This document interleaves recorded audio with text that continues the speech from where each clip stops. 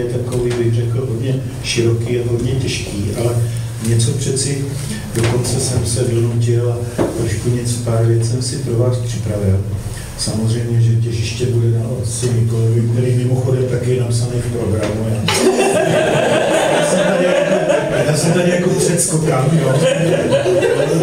Takže já to jenom jako tak nějak povedu a každopádně to téma, jak jsme si už řekli, tak je velmi vážné.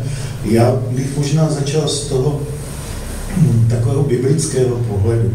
A to bych nezačínal bych zrovna, jako bych řekl, s takovou patologií, patologickými nějakými jevy, prostě neblahými, ale s tím, co je vlastně, co Hospodin zamýšlel tím, že stvořil muže a ženu. Jak tomu vlastně rozumět? Za prvé, stvoření, teď se vrátíme právě k tomu biblickému začátku, stvoření člověka v té prvotní zprávě, tak jak ji máme zaznamenanou v první kapitole Mojžíšovy knihy, je vlastně jakýmsi dvojjediným stvořením.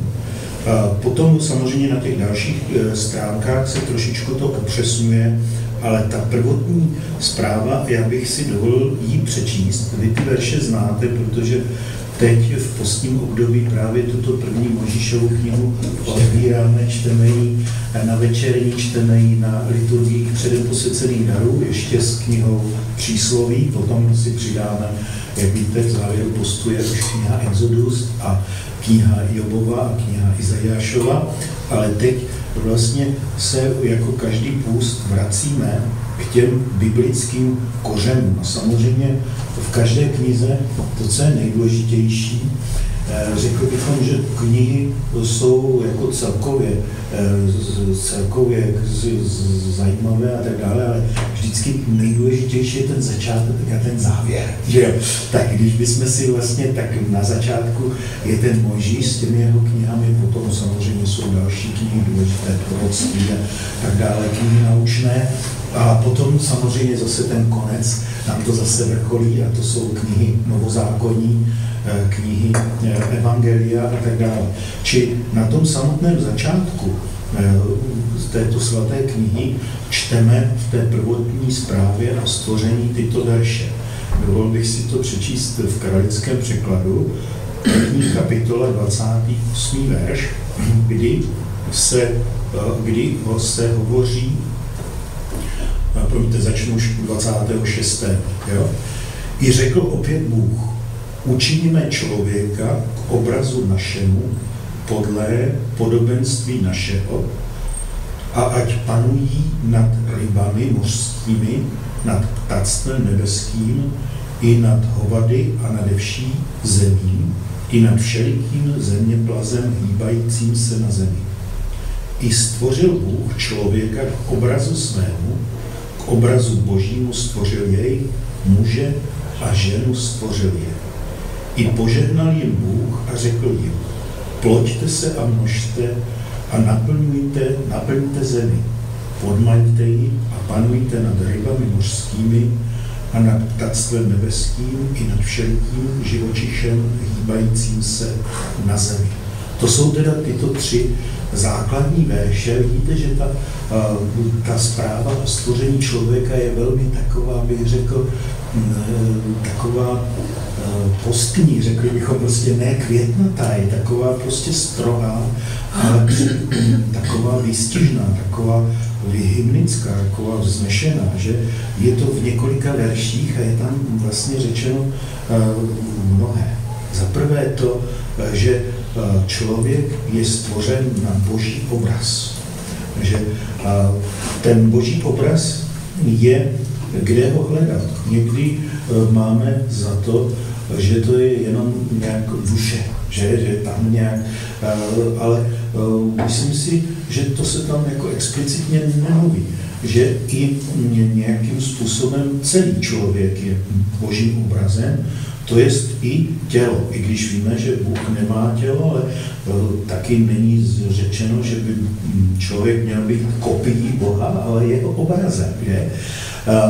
Každopádně ta podobnost s Bohem, víme, že je pro nás, pro naši teologii pravoslavnou velmi důležitá, že mluvíme často o tom, že obraz Boží jaksi je zastíněn, nebo že jej máme obnovit, že zkrátka dobře jsme k tomu povolání, k tomuto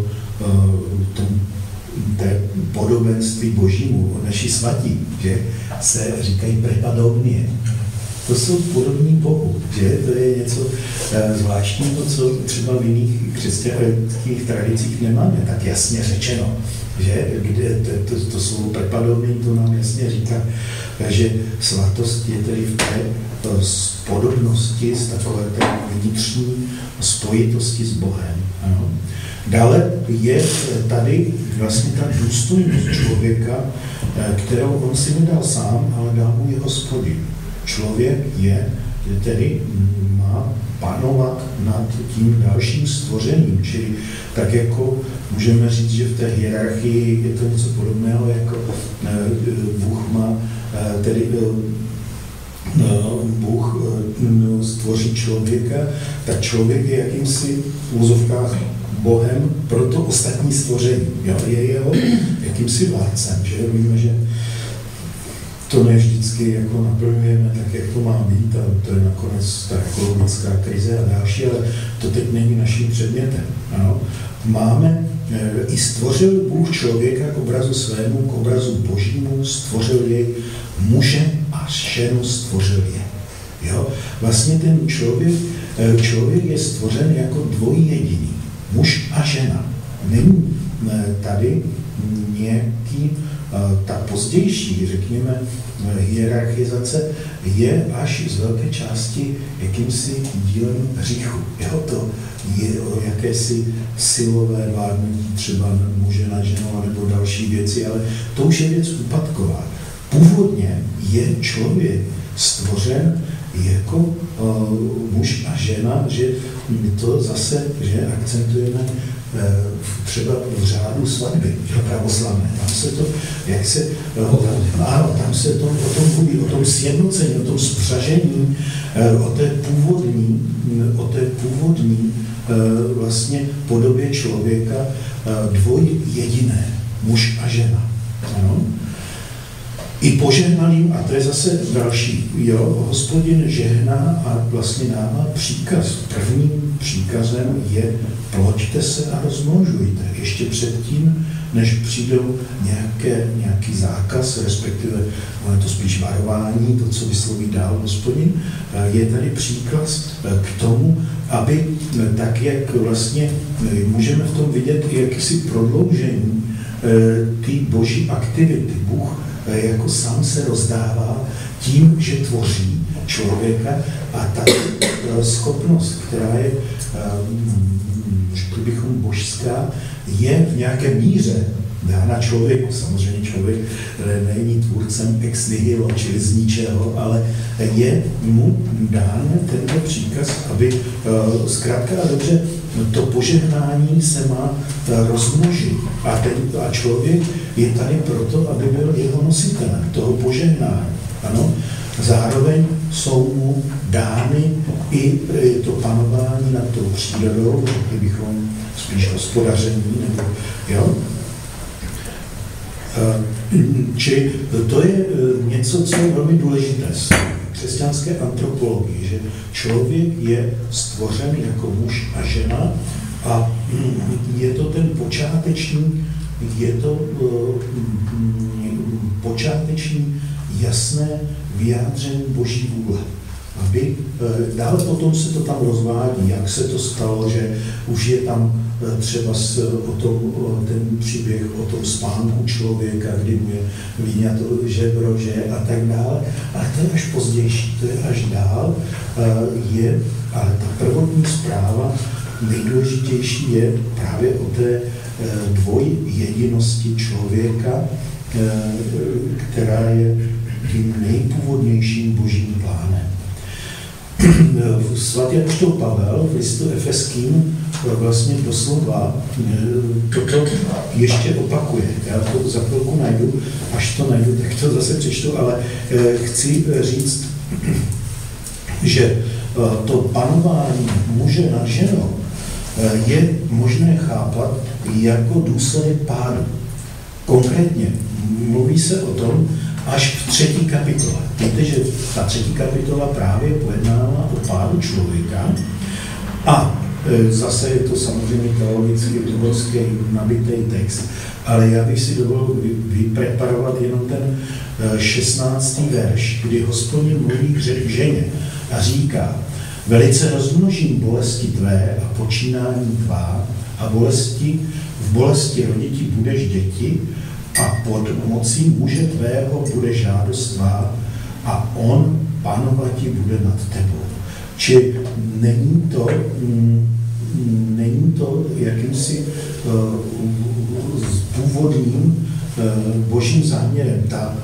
Ta jednota, která vlastně byla narušena hříchem, ta se nejedná jenom o jednotu člověka s Bohem, která se rozrušila hříchem, ale i vlastně o jednotu muže a ženy. Ten hřích zasahuje všechno, že rozkládá i toto původní boží požehnání.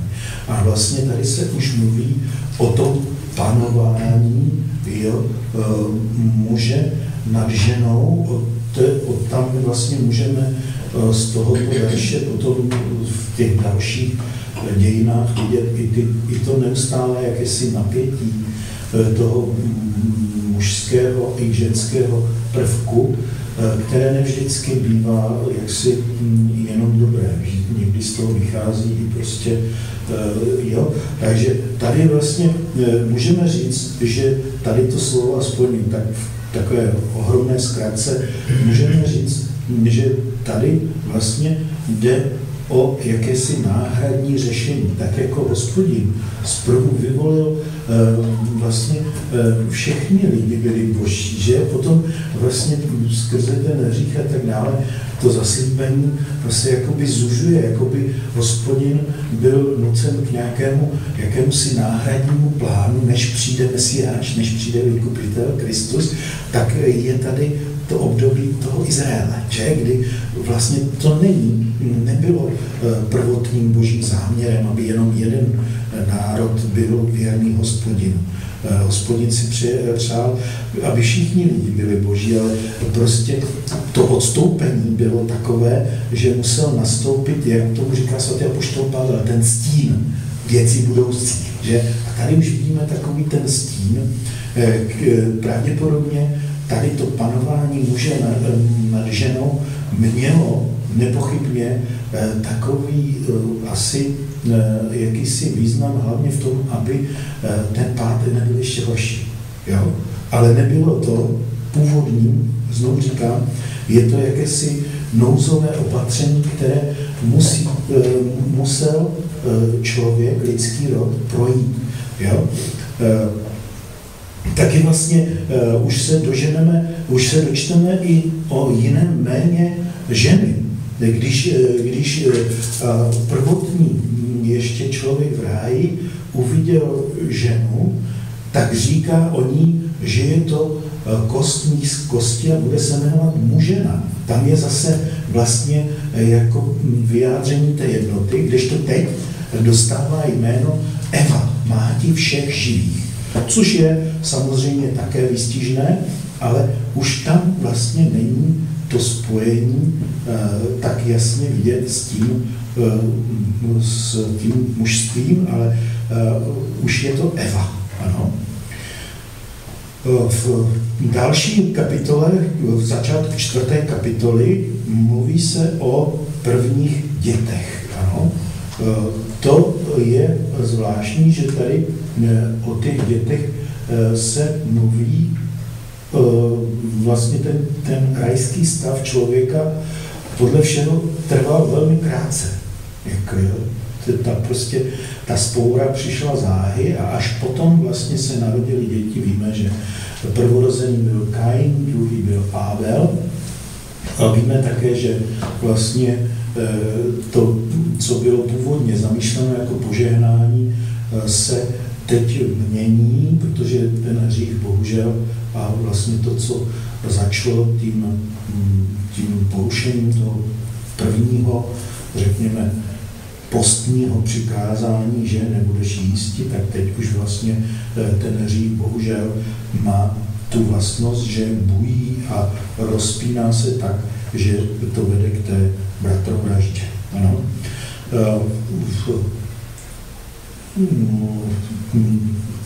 Můžeme v tom vidět celé, teda, jak jsem řekl, to narušení člověka.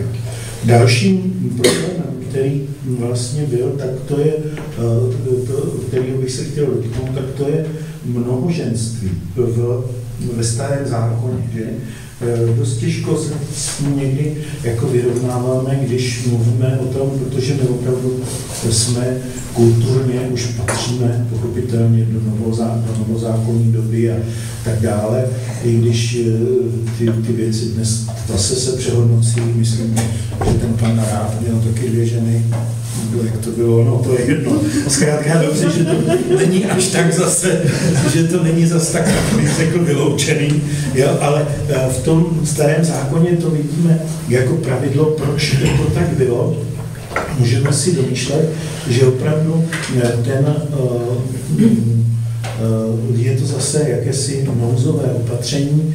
Někdy, že to vedlo k tomu, že tam ty samé ženy si takhle jako pomáhaly, že třeba k dětem, třeba Abrahamovi, že a tak dále, ale vždycky tam to požehnání potom nakonec bylo na tom, kde ho dal Hospodin, ne tam, kde si ho přál člověk, třeba u toho prvorozeného, že nebo tak dále, ale tam, kde ho dal Hospodin, že? Či na toto období zase můžeme se dívat jako na nějaký stín věcí budoucích a na nějaký, řekněme, odklon od toho, co bylo v ráji. Odklon, skutečně.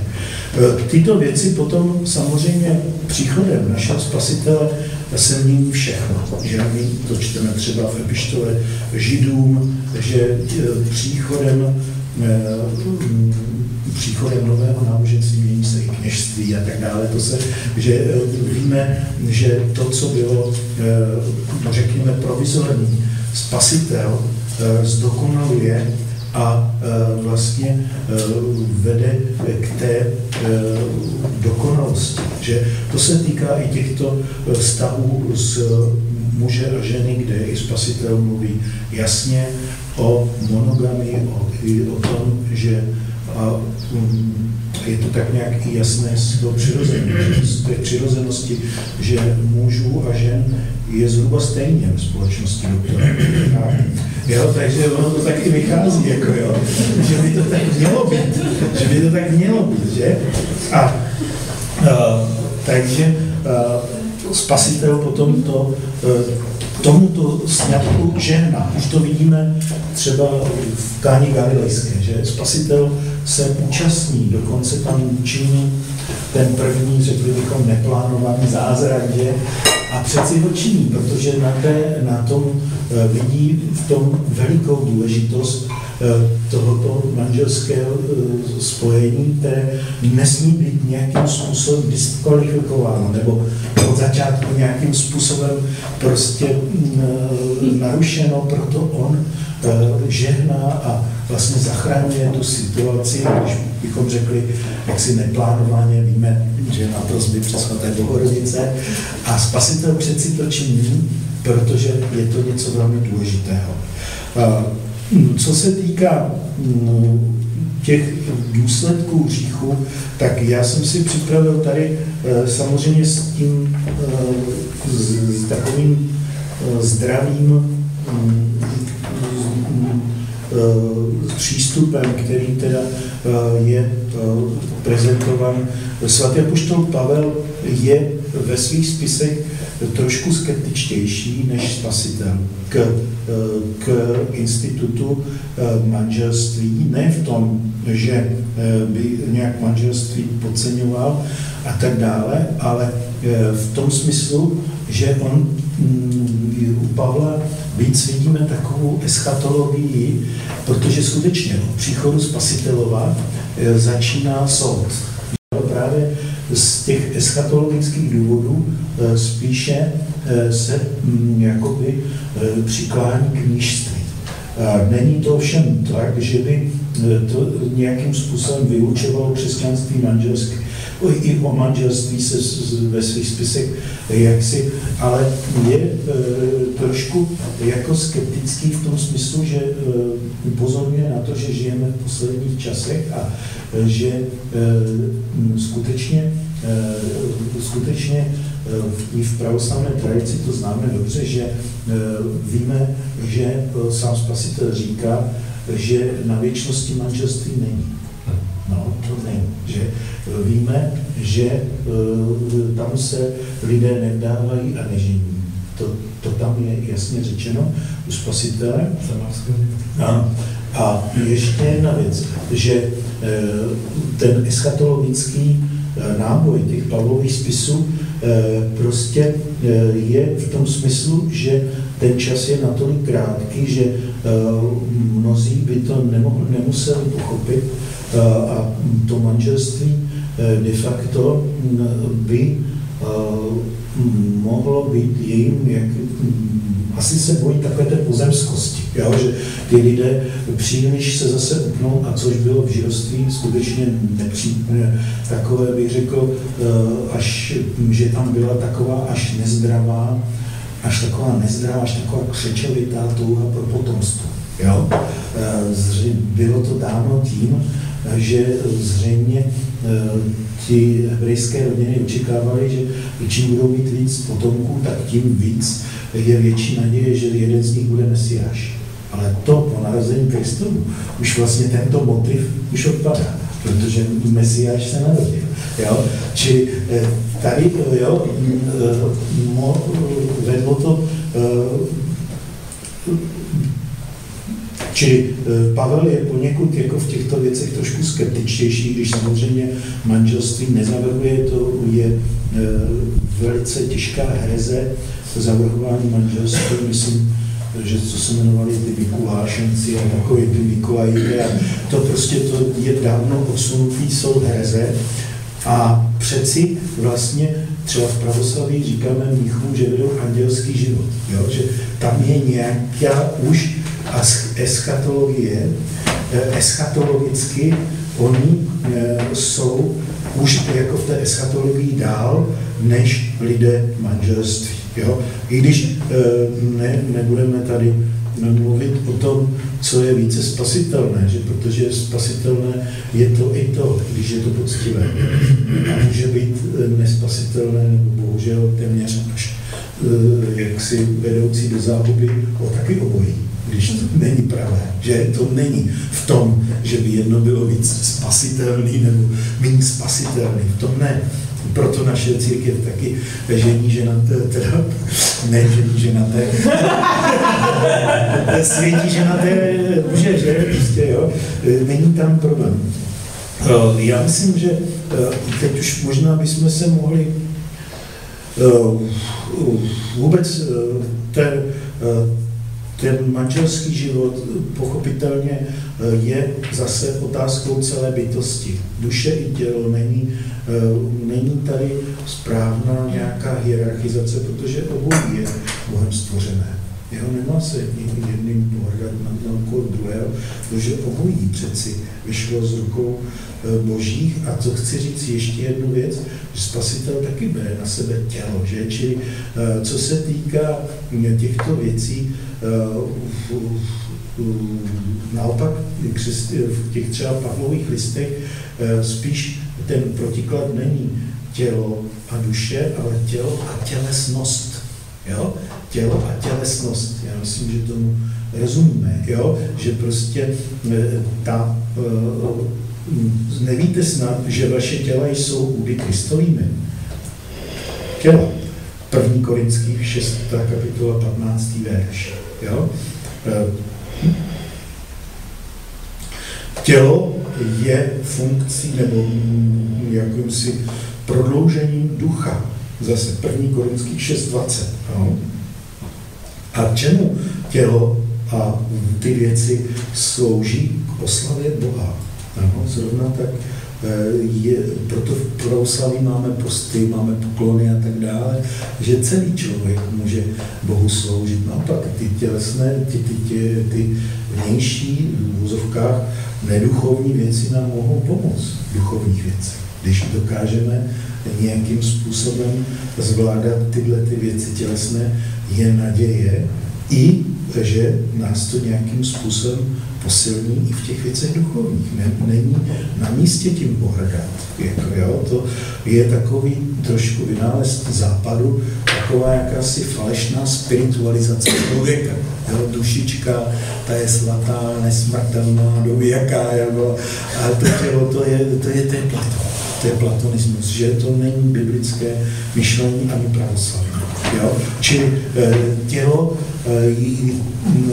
je tedy dáno k oslavě Boha. A tady možná už je taky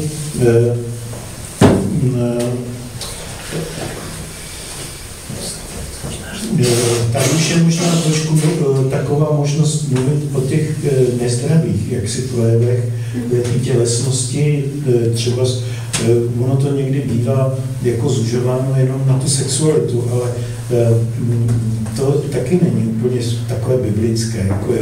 Ten pojem eros v řečtině byl daleko širší než u Freuda. Freud to prostě zvrhnul jenom tady na ty věci, ale to není pravda. To prostě je, on prostě měl určitou filozofickou koncepci, aby ji podepřel, tak to prostě nějakým, ale ten pojem eros je daleko širší. To je zase problém prostě těch překladů, známe to všichni, že milost, blahodáť a tak dále, že není možné některé věci úplně jak si vystihnout těmi překlady a tak dále, a vůbec už ne,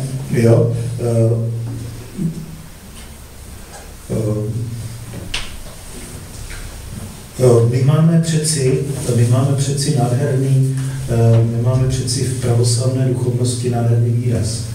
Celomudrie. Slyšíte to? To je prostě celý člověk. Vždycky ty věci tělesné degradují tam, kde degradují ty věci duchovní.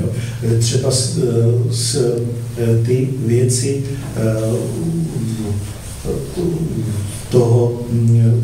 té nějaké zvrhlé sexuality, ty vždycky nějakým způsobem souvisely s náboženstvím. Že že vlastně tam, kde je odklon od Hospodina, tam, kde tak tam i tyto věci degradují a stávají se úplně, jak si bych řekl, téměř démonskými. Ano. Proto samozřejmě je na místě to celomudrie udržovat a nějakým způsobem pečovat. Kdo se udržuje čistým, svatý apoštol Pavel v listu Timoteji, 1. Timoteji, nám dává takovou tu radu. Víte, že ty listy Timoteji jsou velmi takové, bych řekl, osobní a jsou jakousi závětí Pavlovu. Oni jsou napsané až v konci jeho života. A on tam vlastně shrnuje takové praktické rady pro toho Timoteje, svýho žáka. A říká v 5. kapitole 22. verši, říká: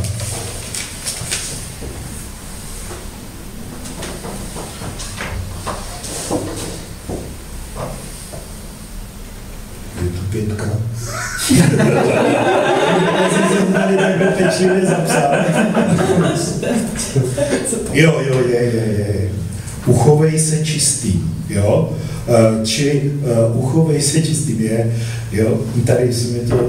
tady verš, na nikoho neskládej ukvapeně ruce, to je začátek, nesmíš mít účast na cizích hříších, a potom říká, uchovej se čistým v tom smyslu, že je třeba v 1. Korinským říká, že je potřeba vlastně ochraňovat i ty vnější smysly, chránit oči, sluch, osazání je, to znamená vnímání. A hlavně doporučuje svatý apoštol Pavel jakousi vnitřní střízlivost až lhostejnost. Jo, pozor, tady je to jméno, tady je taková ta, to není myšleno lhostejnost v tom smyslu prostě, ale svatí měli jakousi nelišnost. To jejich zakotvení, ta jejich soustředěnost na Hospodina je vede až k takové svaté nelišnosti. Jim skutečně bylo takovému Serafimu Sarovskému bylo jedno, jestli ho navštívil hříšník, nebo jo, on ho prostě přijímal. Jo. Čili je to jakási, až právě taková ta vášnivost, kterou máme, jako to je sympatický, nesympatický, tak dále, to vlastně tam projevujeme tu takovou vlastně jakousi svoji vnitřní vášnivost. Jo? Samozřejmě, že to může víc i k tomu, že jako muži preferují ženy a ženy muže, jo, a tak dále. To má už různé jako podoby, ale každopádně ten prvotní problém je v té střízlivosti. To celomůdrie, jak si vyžaduje člověka chránit si i ty brány do té naší vnitřní bytosti. Jo. Ty brány, že ty oči a sluch, víme, jak jsou bombardovány, že? Co nás to všechno jako chce, tak říkajíc, oslovit. Jo, prostě ty obrazy, ty zvuky, prostě všelijaký vněmy, který opravdu musíme si dát na to pozor, protože nikdo nejsme tak, jak si na té úrovni jako svatí třeba, že některý svatý tam žil jako mezi ženami a nic mu to nedělalo dobře, ale tak to není správné stavovat na sebe, protože my svatí nejsme.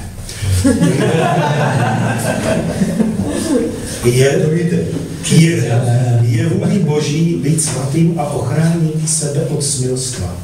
To je vůle Boží.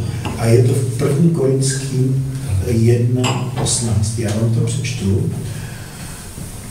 1. Korinským na začátku 16.6.18 říká svatý apoštol Pavel.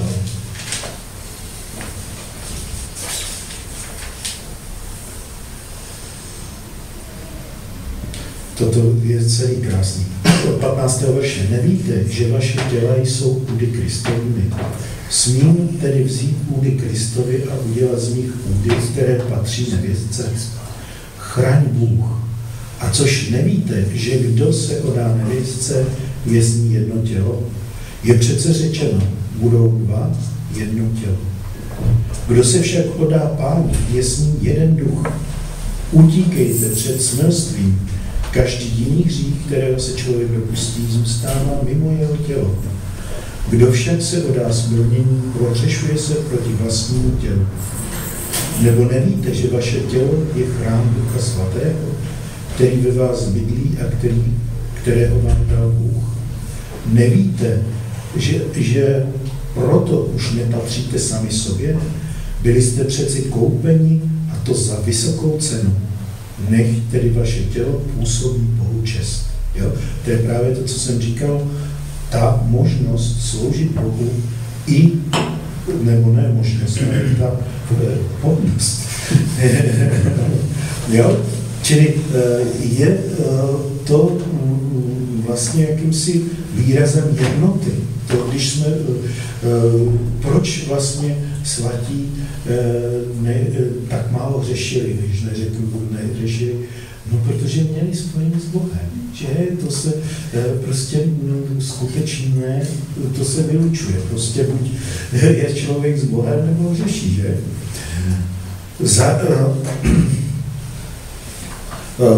Teď ještě ty věci ohledně těch vůbec tělesných, jaksi takových téměř až patologických úchylek, je, teda už jsem jedno řekl, je to smilstvo, cizoložstvo. Víte, jak se to liší? Jo? To je prostě, to jsou technické termíny, řekněme, nebo prostě mravní termíny. Smělství je porušení tedy čistoty s nevdanou či neženatým, když to cizoložství je s vdanou nebo s ženatým. Jo? Takže toto je takový termíny. Myslím, z toho slovanské se to jmenuje blud, že? Blud a preluboděj. No, to jsou vlastně dva také termíny, které označují trochu něco jiného, ale vlastně to je stejné. Tak, a ještě bych chtěl říct o těch věcech, tedy už vysloveně nekřesťanských, a to jsou věci jako homosexualita a prostě sodomie a takové věci.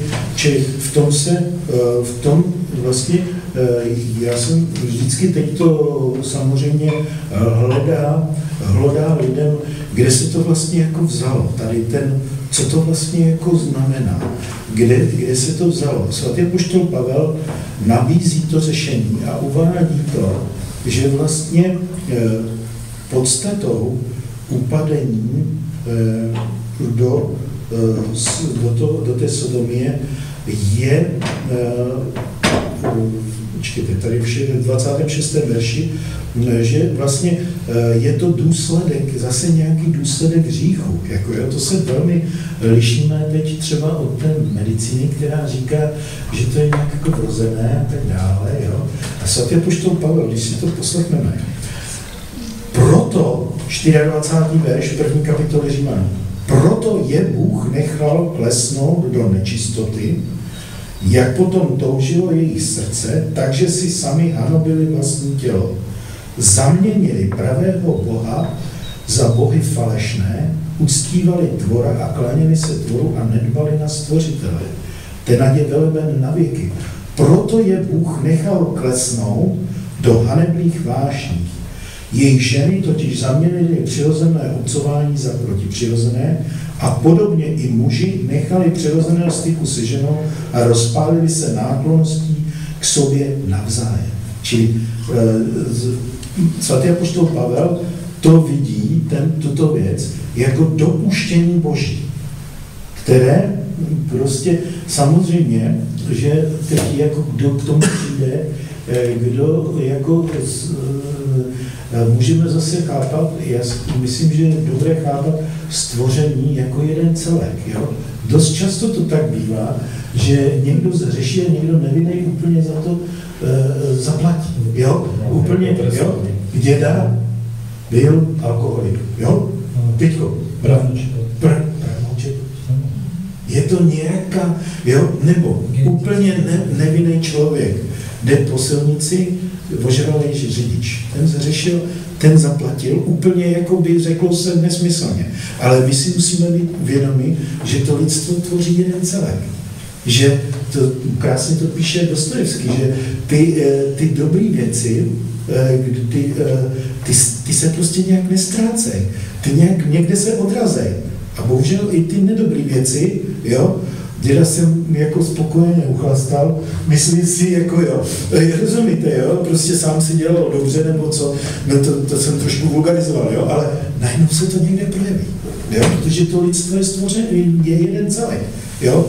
Někdo, západní třeba civilizace, příliš mnoho hrabeme a najednou je sucho na Sahaře. Nebo rozumíte, jo, protože někde se to prostě odrazí, jo, že nemůžeme chápat a ta myšlenka, to je taky pravoslavný, že vlastně jako lidé tvoříme organismus jeden a u církve je to úplně zřejmé, jako jo, že tam přeci velmi úzce souvisíme a přímo můžeme cítit, když se za nás někdo mluví a tak dále, jo, prostě to, nechci říct to skryté slovo, ale ono to funguje. Tak je odporný, jako jo, že se tak řekne, jako jo, ale prostě je to věc, jo, čili ten hřích může mít neočekávaný nějaký projev, jo.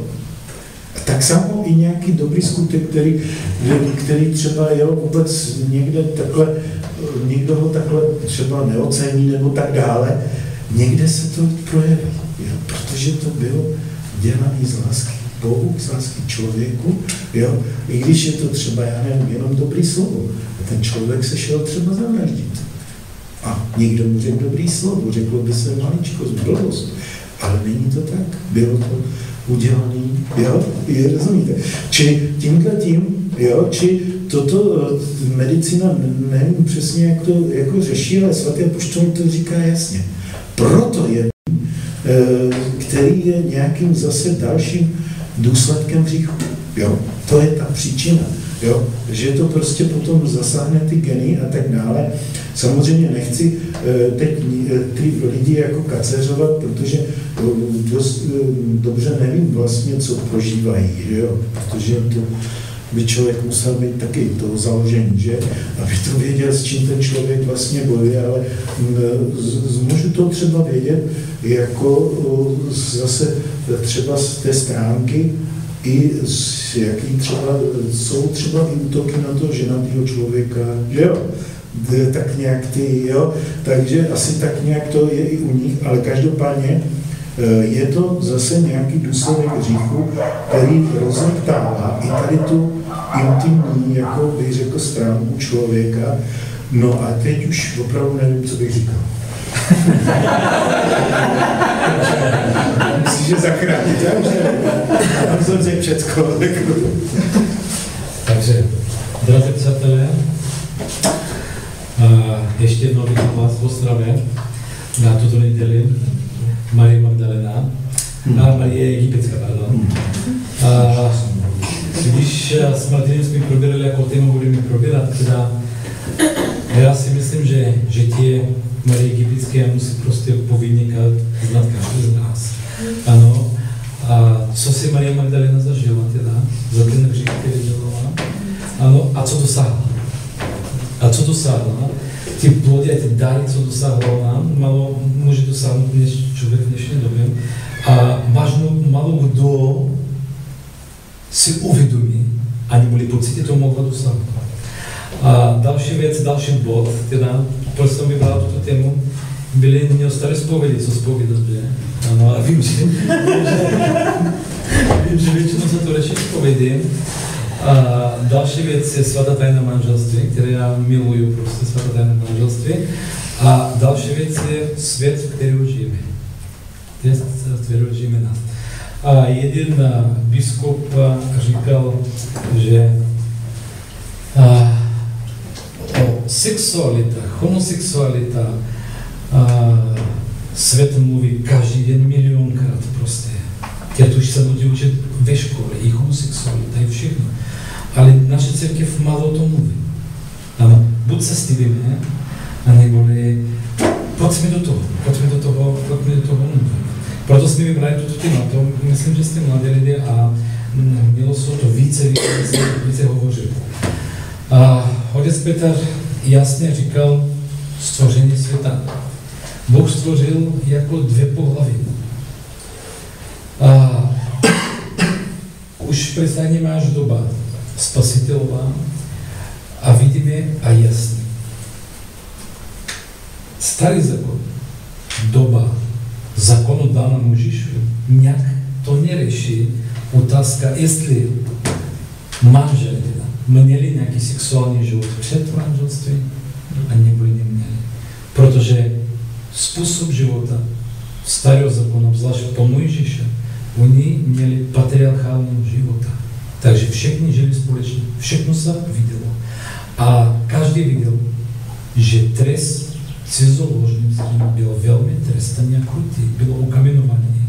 A žena, která otehotněla, a muž, který nebyl souhlasný, že to děcko je, přivezli tu ženu před chrámem, dali takovou tekutinovou, takovou kaša s bahnem, ano, a pokud bylo to od Boha, takže ona prožila, ale pokud ne, ona zemřela. Tak to bylo až tak velmi krutě a pronásledované. A potom v Nového zákonu jasně Spasitel nám říká. A starý zákon říkal o smilstvu, ale my a já vám říkám, že kdo ještě v srdci dělá smysl, už to smysl je.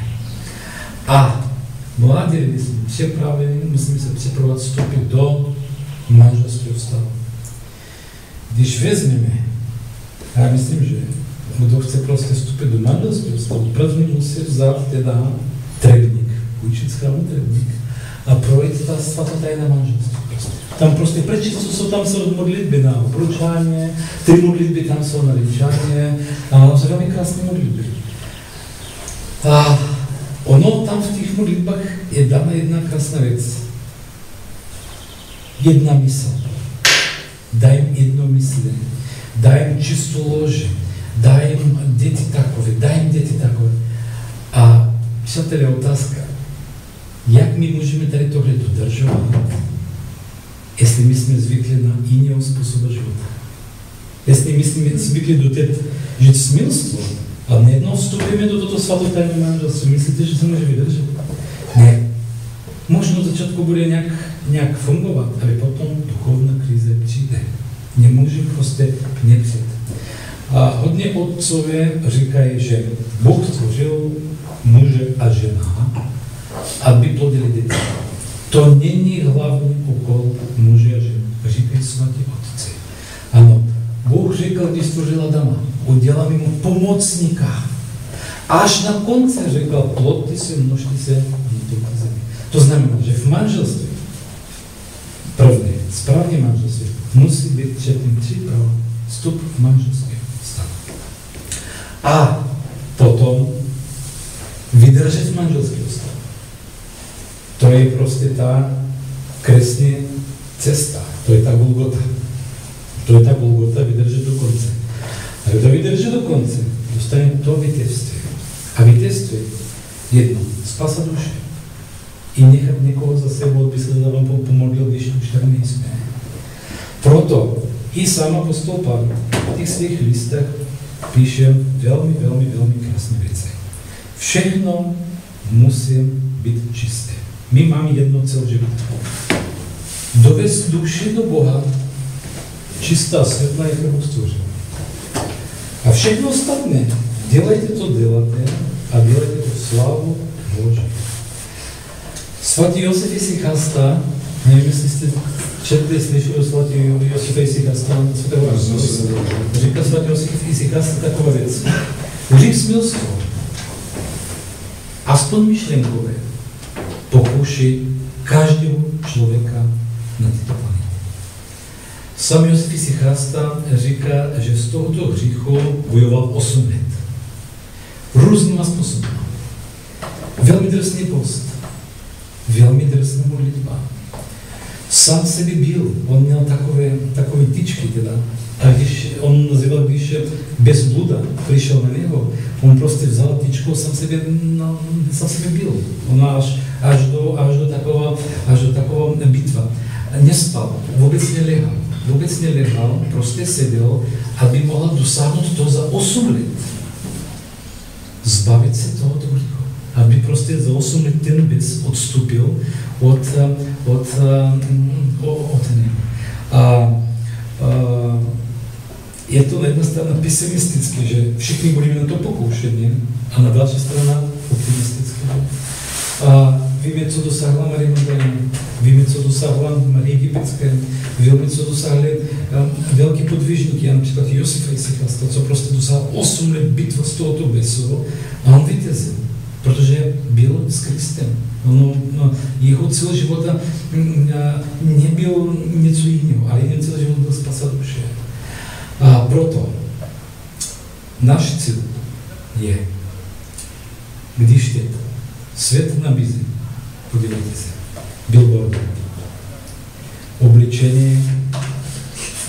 Přátel, minulý rok před 2 rokama jsem byl obojoval v Statnici, v Prešově. Půlka holky v Statnicech byly skoro na haty. V Prešovské bogoslovecké fakultě. Z 2, 3, 4 tam jsem se pohádal. Oni prostě měli mini žup, já jsem říkal, my jsme, tady jsou kněži s křížem a nikdo nespadal z nebe. Ono to může být pokoušení pro toho zkušejícího, i pro toho kněze, pro toho biskupa. Je to tragédie, že prostě i na naší fakultě tady tohle se objevuje. Potom internetové stránky. Televize. Výchova ve škole. Minulý týden jsem dostal takovou zprávu, že Holandsko má plán takový, že do 2019 má být 70% homosexuální. Ano, a teď už jsou pohádky, které bohužel Česko koupilo, ty pohádky jsou přeloženy, už budou ve školách o homosexualitě a tak dále. I je taková tendence, že rodiče už se nebudou nazývat matka a otec, ale rodič 1, rodič 2. A to už je. Ano. Aby mohli oni nebyli izolováni z tohoto světa, aby mohli učit ve škole, aby mohli prostě dělat propagaci. Proto my pravoslavní jsme povinni o tom mluvit. My kněži na svoji farnosti, vy mladěžníci po vašich zkuskách, aby prostě tady tohle nebylo nějaký si tabu, ale aby prostě bylo velmi těžké. A ze zkušenosti takových starších knězí, například bych uvedl protorej Dimitrija Smirnova z Ruska, takový spovědník, potom otce Kirila Pavlova, starec Ruska prostě, potom otec Valentín, taky duchovník v Moskvě z Donského monastýře. Oni říkali tak, jako takový starý spovědníky, teda který já jsem měl tu čest komunikovat, oni říkali tak, že ti, kteří před svatotajným manželstvím dělali těch hřích smilstvo, hodně dlouho smilnili, potom mají 3 věci, jsou schopni nedodržet. První, nevybrat si partnera, normálního pro sebe. Protože ten, který hodně bludil, hodně smilnil, nemůže si najít normálního partnera. Po druhé, vydržet v toto manželství a po třetí, nezrušit další manželství. Nezrušit další manželství. Tady to říkají ty prostě duchovní, kteří prostě zpovídají dlouho. A proto oni i učí v poslední době, že je to, ano, člověk se rozhodl s něčím skončit. Popracujte a potom vstupujte do svatotajného manželství.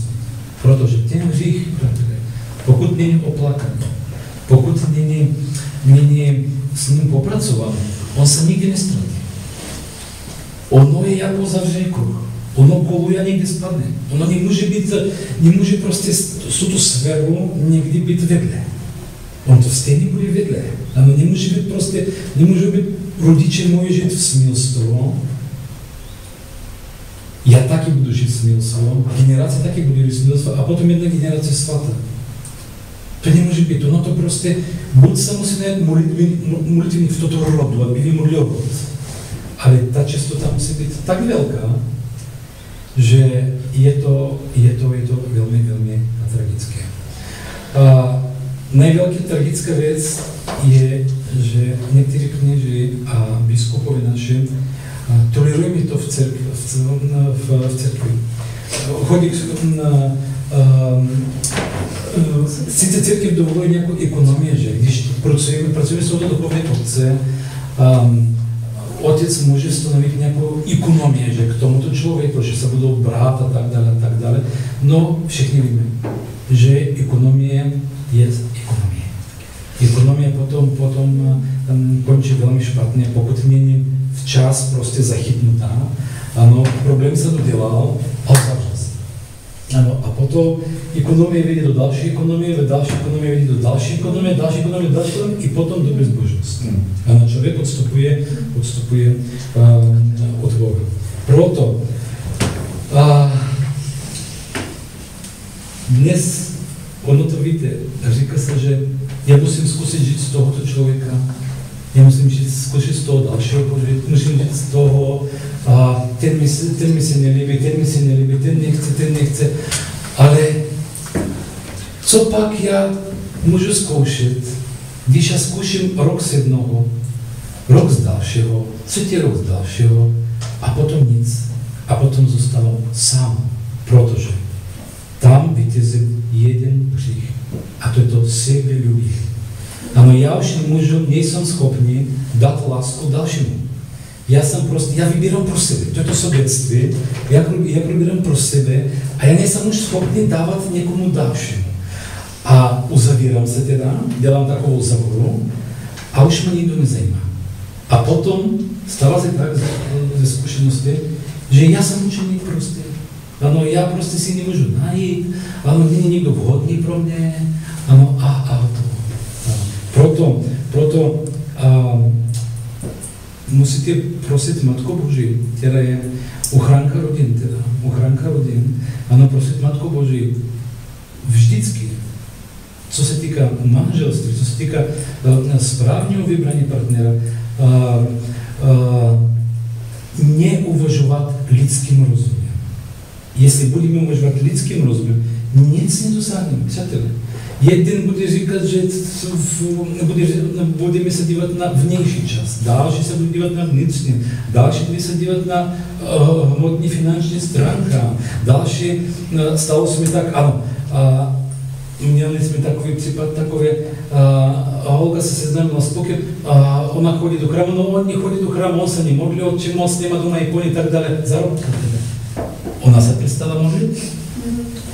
přestala modlit, a u něho byly ikony, on se modlí, ano, a je to bez postav. Proto,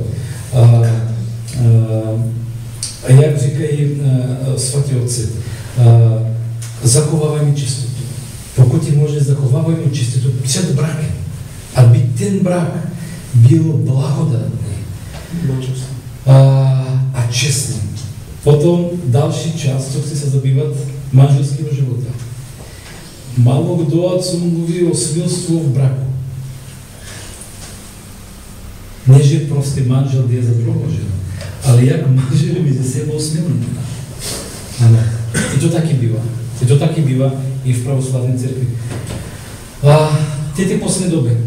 Hodně lidí se zeptali, jak to budeme žít mezi sebou, že? Jedna žena přišla, no já v postě moče konec, s manželem nic nedělám to. A co manžel říká? Ano, manžel chce, ale když manžel chce, tak dělejte. Ano, a hotovo. Ne, to otče, vy jste neskušení, vy jste a hotovo. No, otvíráme apostola Pavla říká. List Korinským a list Solským. Podle 2 listy jasně říká. Všechno dělejte spolu.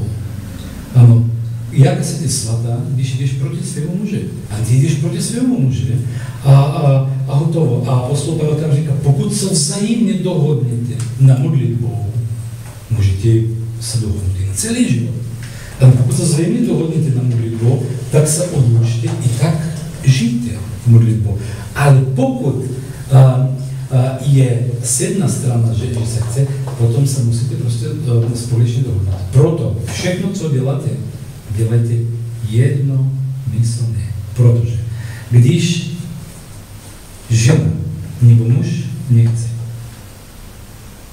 nastává otázka, že ten takzvaný v uvozovkách svatoušek povádí do hříchu toho dalšího.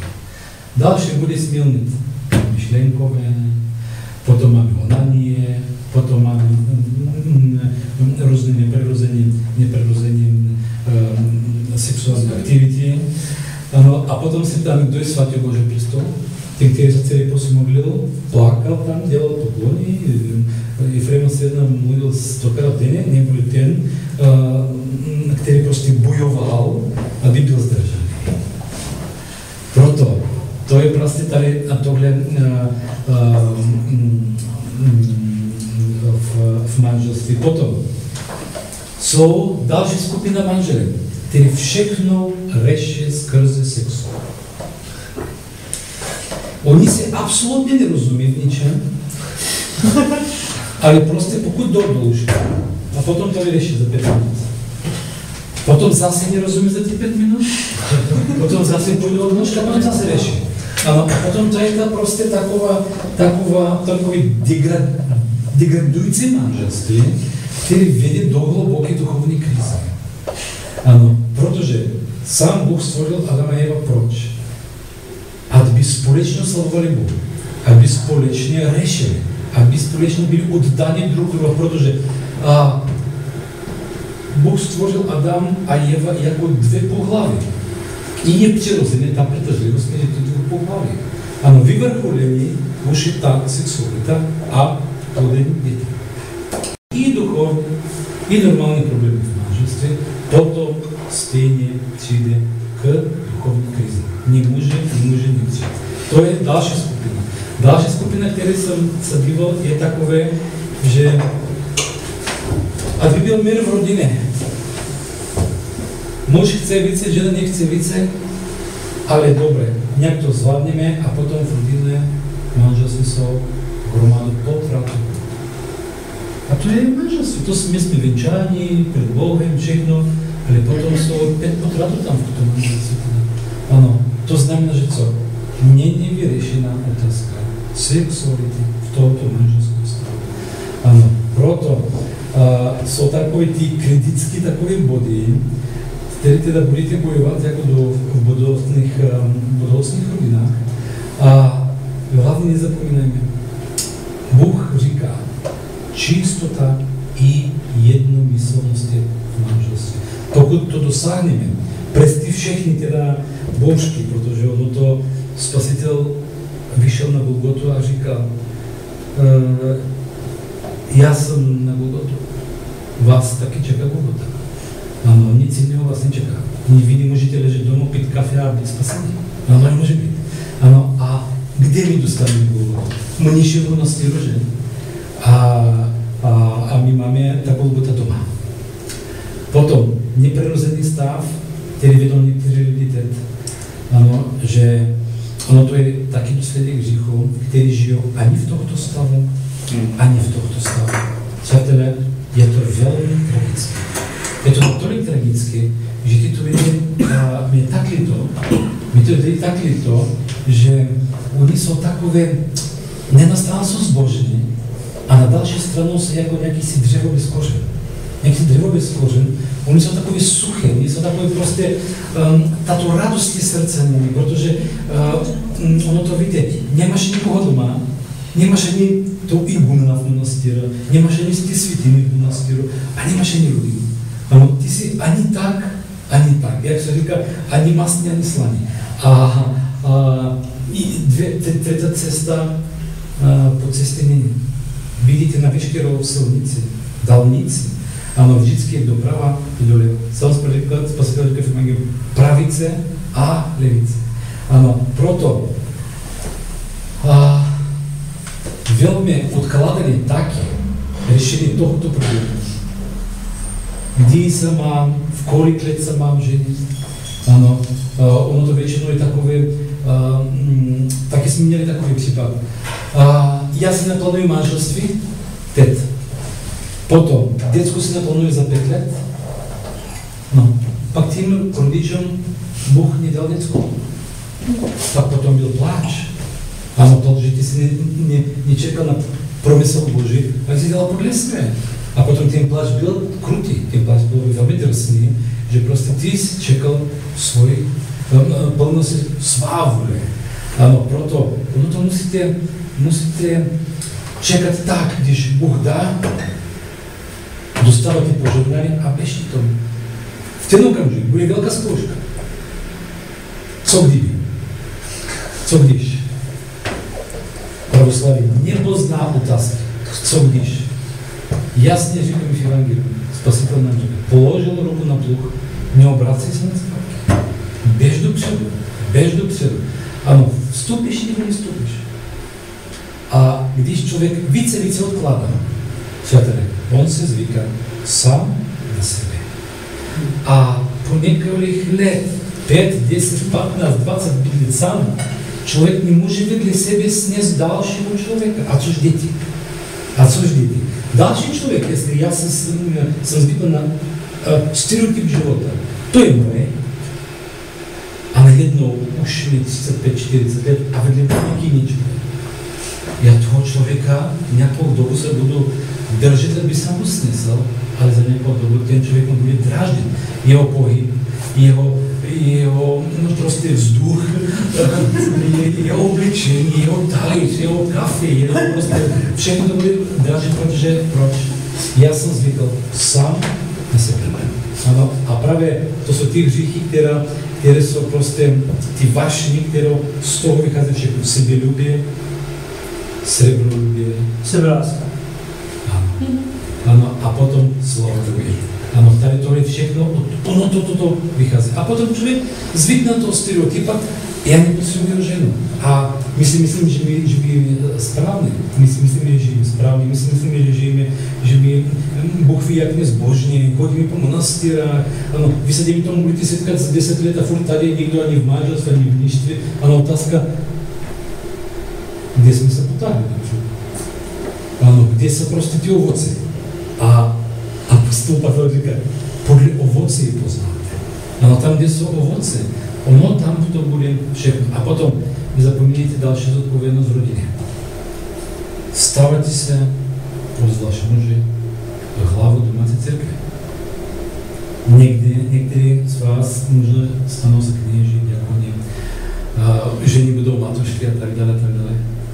A říká se, že jestli ty nemůžeš řídit domácí církve, jak bude řídit církve Boží. Ano, to je taká zodpovědnost, velmi zodpovědnost před Bohem. A všechno je řetěz, všechno je soulad ze všechno. Nic není oddělení od vedle. Nic není oddělení od vedle. Proto bych řekl, že vychovávat děti dnešního světa, jak říkal Paisie Svatogorský, je to mučednictví. Je to mučednictví vychovat děti v dnešní době, protože přátelé, děte, linka do věry. Sám můj syn říká, že tato jestli mi dáš facku, já zavolám. Říkám, ty můžeš volat od zítra, od večera do zítra si facku dám. Jestli jim to facku dám my jako pravoslavní budeme učit doma něco jiného. Školy děti budou učit něco jiného. Děti přijdou ze školy a začnou. Tato, ty říkáš to, ale paní učitelka říká ta větovní. Ano, a potom je ta tragédia. A co to děcko bude brát? A právě děti, přátelé, mají jediný vzor. Rodiče. Rodiče, ne paní učitelka, ne paní profesorka, ne nikdo. To nejsou vzor pro ně. Vzor děti jsou pouze rodiče. Proto děcka vychováváme přirozeným způsobem života. A my musíme učit, my umíme všechno, ale děcka hlavně jako houbka, tak sajo, co vidí. Ano, ono to říká, já budu říkat synovi, ty jsi snesnil slávu lůžko. Ale sám já jsem si měl slávu lůžko, tak to je marné, potom to je marné. Ano, i ta sexualita, děti budou brát od rodiče, protože oni jsou velmi citliví. Svatý Jan Zlatoustý říká, že děcko se vychovalo do 7 dní. Ano, děcko cítí do 7 dní a potom nějaký vývoj do 7 let. A moje babička říkala, jak jsi na 7, tak jsi na 17, tak jsi na 77. Takže je to krásná věc, protože my co dáme přirozeným způsobem tím dětem. I ta sexualita, i to jednání, i to chování, i ta výchova, to všechno, ano, my jim dáme přirozeným způsobem. A oni to berou od nás. Učitelka není vzor. Ano, strejda není vzor. Sousedka není vzor, babička není vzor. Ano, oni tam budou prostě nějakým způsobem utíkat. Že protože tam děcko bude cool, že jo, babička bude všechno, dědeček, táta bude přesný, ano, ale stejně ten táta tam budou vzor. Proto daj Boh, aby prvně jste byli připravovali se na vstup do manželství. Potom vydržet v manželství o jedna věc. Vydržet do konce. Ano, taký náš život v církvi. Vydržet do konce. Kolika vstupili takoví nadšenci do církve. Ano, pak padli. Máme podobenství o siači. Sedal, semeno padlo na půdu taková. Ano, to sa taky v manželství. Vstupili nadšení do manželství, pak potom znovu se rozvodí. To řešíme taky u rozvodě v pravoslaví. Ano, a řešíme někdy pravoslaví rozvodí. Ano, pak nic neřeší. Protože tam ti manželi absolutně nic neřeší. Oni řeší prostě svoje nějaké kaprice, svoje nějaké že ten ma min miluje, ten řeší procent milování. Kolik procent miluje manžel a na kolik procent miluje manželka. Ano, tady tohle většinou řešíme a už se rozvadíme. Potom máme v církvi ekonomie, vtorobračí. Ano, přátelé, ono je tak prázdný, to není ani tajemstvo, ono to je nějaký čin takový vtoromanželství. Dokonce v Rusku je taková tradice, že oni je dávají ne na bílý obrus, ale na černý. Na černý obrus je tam. Koruny nedávají se nic, prostě, je to prostě tragédie v chrámu, já jsem to byl, já mám na pohřeb. Já byl na pohřeb, to je ruská tradice, to je. Ukrajina tam nemáte, ale ruská tradice to je, že vtoromanželi dávají na černý obrus na zemi a bez koruny, bez nic prostě. To je prostě tak marné, prostě to je nějaká ekonomie. Ano, úplně jiná modlitba. Ano, jiná modlitba, to není ani tajná, to není prostě to nějaká ekonomie. Nedaj Bůh prostě být na teritoriu. Proto připravujte se. Nesmíš jako svěšeník tam být na hostinu. A ani svěšeník nemá jít na hostinu, nemáš jít na stůl, protože je to oskvrněné. Ne, to je ekonomie. To je ekonomie. Je to takhle, je to asi tak, že je to volba, to je takový trošku západní, je to menší zlo. Nebo takhle, jo? Dobře, jako jo, ono taky je vtorobrače, jo, ono někdy to je jako tak, jo, ale každopádně je to ekonomie. Je to ekonomie. Tak co s nima? No, přátelé, ještě posledná doba taková je,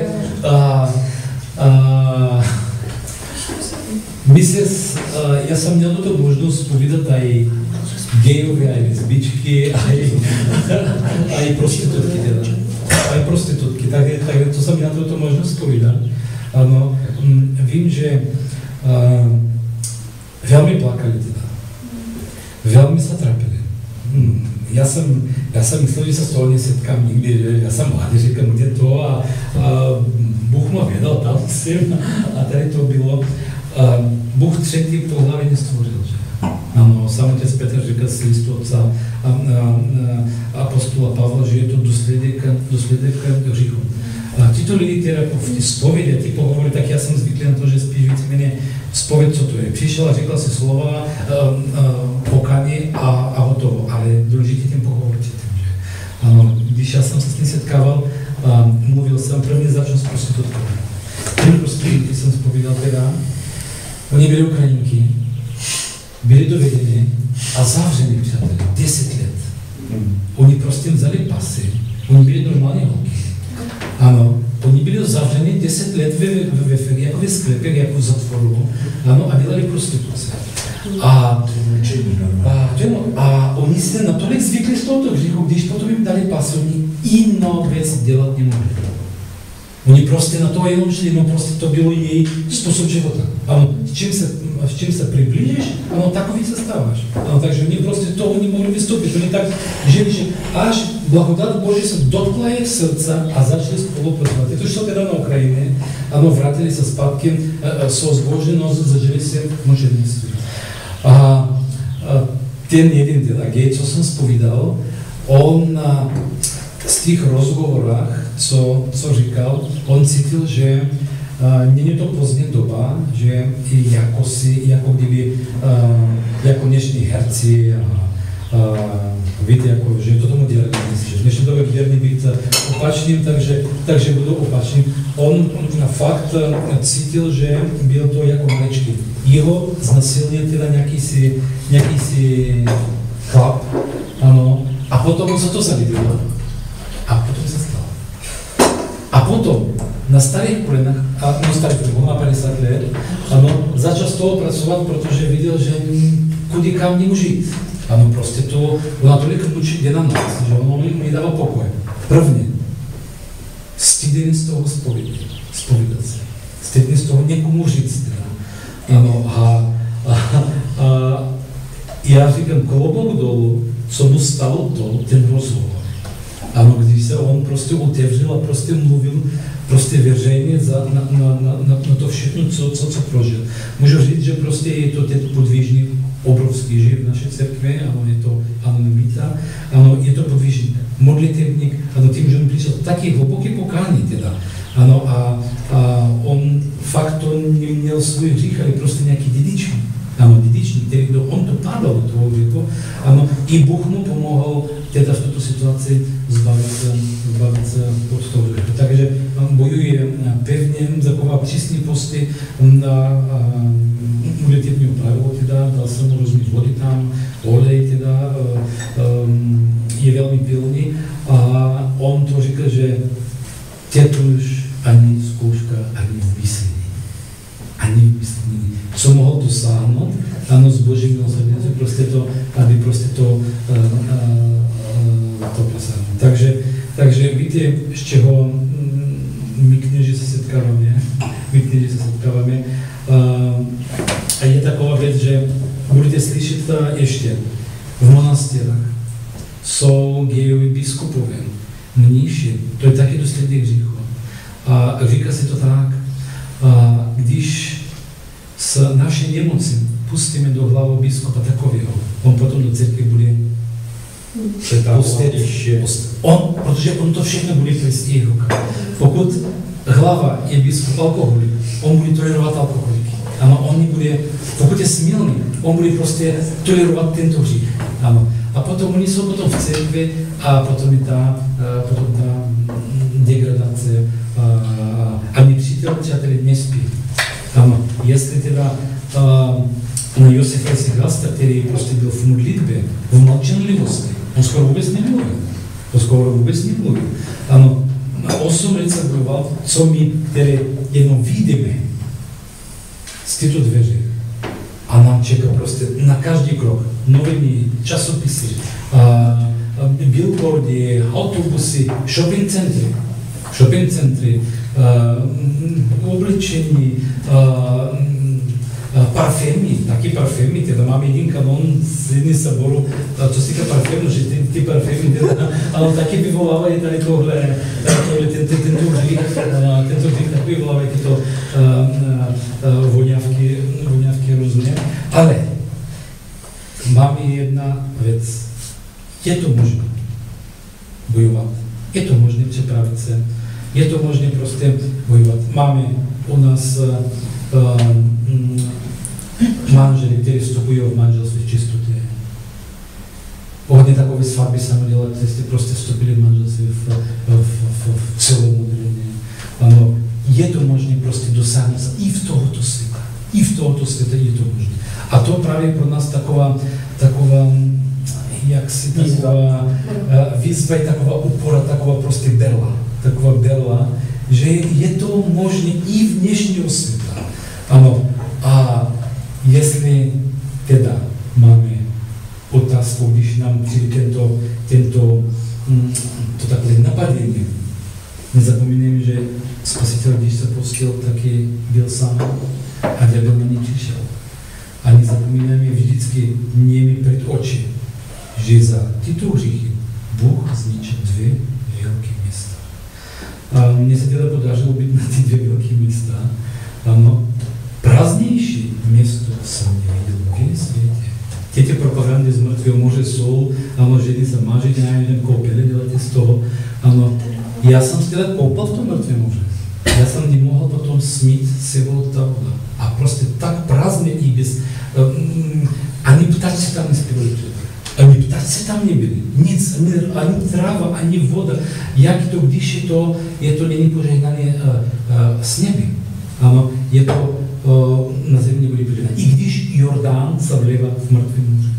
Ano, jedni otcovi říkali, kapka posvětí celého muže.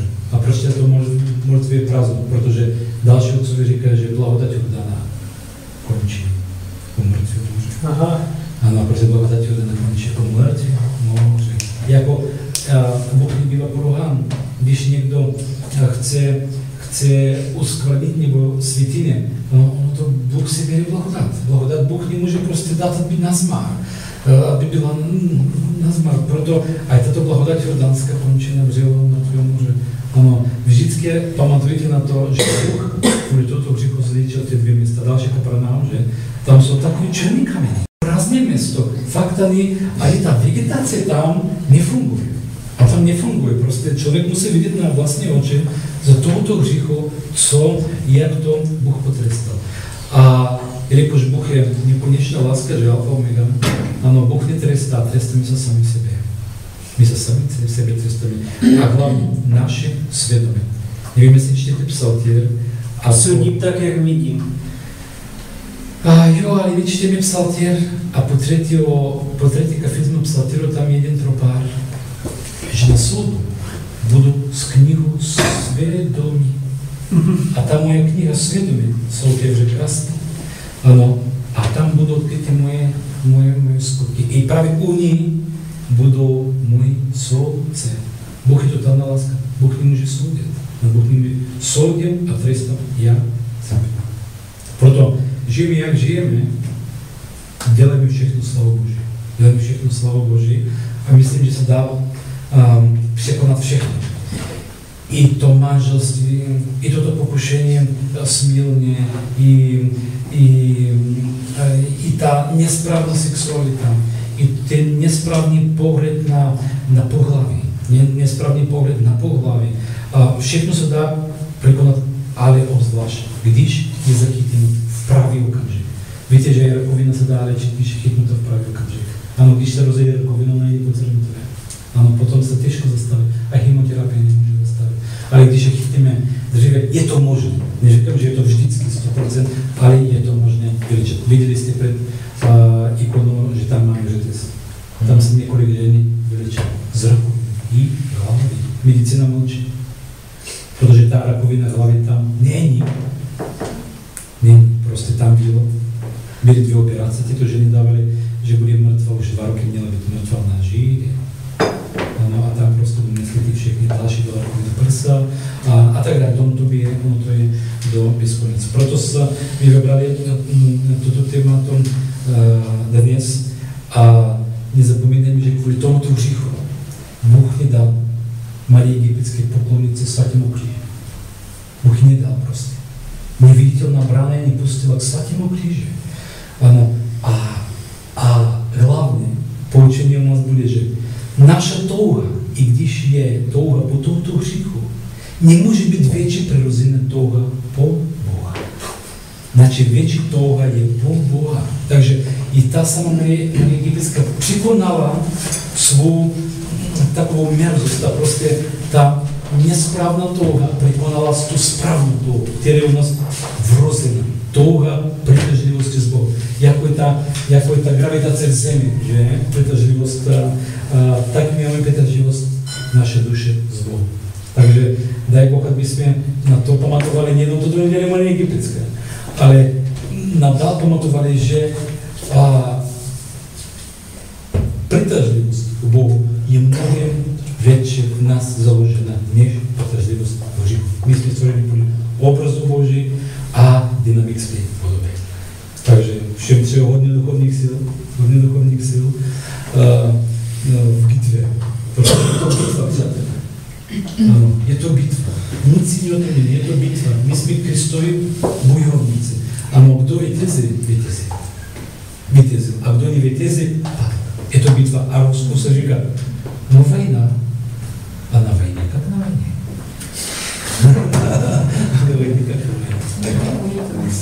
Určitě.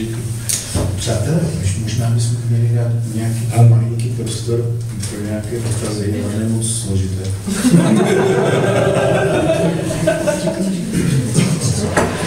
A mě by třeba zajímalo, když by se plánovalo manželství a by byl jeden člověk, ať už je to muž nebo žena, by byl ten smilník a ten druhý ne, tak jako, jak to brát? Jestli ten, co nebyl smilníkem, jestli má odmítnout toho smilníka, anebo prostě to překousnout a vzít toho smilníka na milost, anebo ne a tak třeba. A zkus si to, že? Dívej, ta strana, taky víš, jsou takové případy a jsou taky případy, že ti lidé třeba vůbec nebyli křesťany. No. Těžko A i když byli dobře, dejme tomu, že byli. Byli křesťany. No, byl konkrétní. Na místě nějaká epidemie, že nějaká epidemie prostě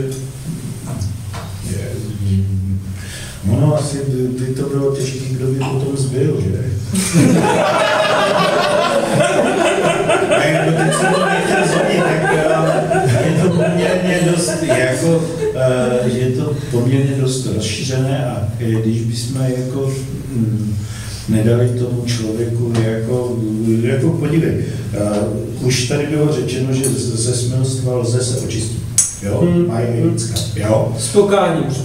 Jestli je tam pokání, lítost, jo, tak zase toho člověka mu to připomíná. Jo, to taky není zrovna křesťanský, že spíš mu pomoct, jo. Samozřejmě, když to bere jako tak, že tak, když se s tím dál stotožňuje, nebo takhle, to je zase věc jiná. No, já mám takový... A furt jsem nedostal odpověď na to, jestli vzít ho, přijmout nebo ne.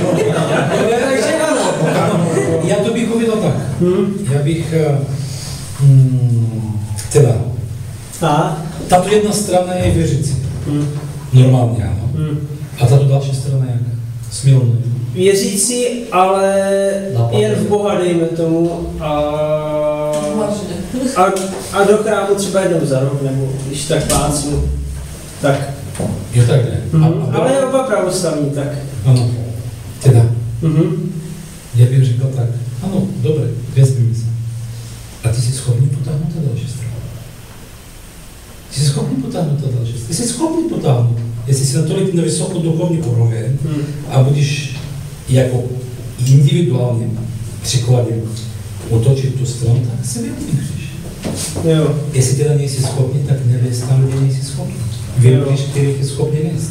Ano, protože mám jaká taková záležitost.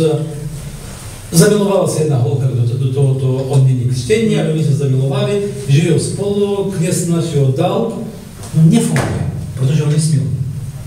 Ona se snaží ze všech stran prostě, líta za ní jako prostě, jako pestice. Ona nemá takovou duchovnou silu, aby tohoto manžela, a když už jsou oddáni do konce, on prostě do konce smilný. A teď otázka, čemu ona prospěla? Ano, když si toho smilníka vzala a oddala v církvi, když ona teďka dělá co? Ona se klání víc jemu, než Bohu. Jasné. Stačí to, nebo mám pořádat? Dobré. Dobrý, a když třeba člověk ví, že už takový, nebo myslí si, že nepřijde už takový kříž, tak... Jak mi myslíte, že to je takový? Jak jsme se bavili o tom kříži, pokud nejsi schopen nést ten kříž, tak co jako? A když člověk očeká, že přijde takový třeba podobný, ale lehčí, a co když nepřijde, nebo tak?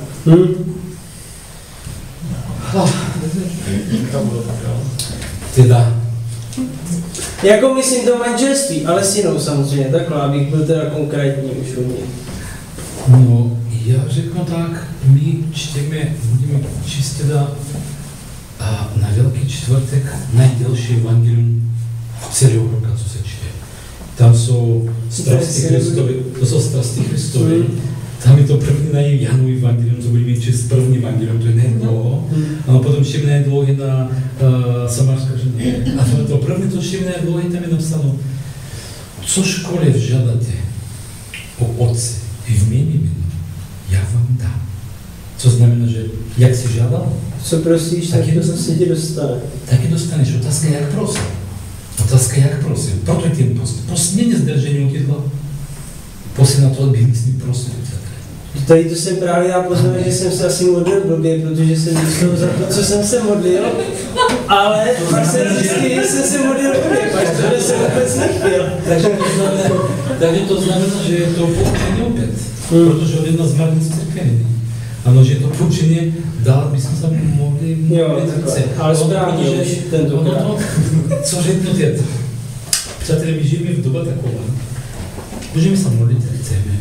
Můžeme se snažit, když chceme. Pozor, 50 let zpátky, 70 let zpátky.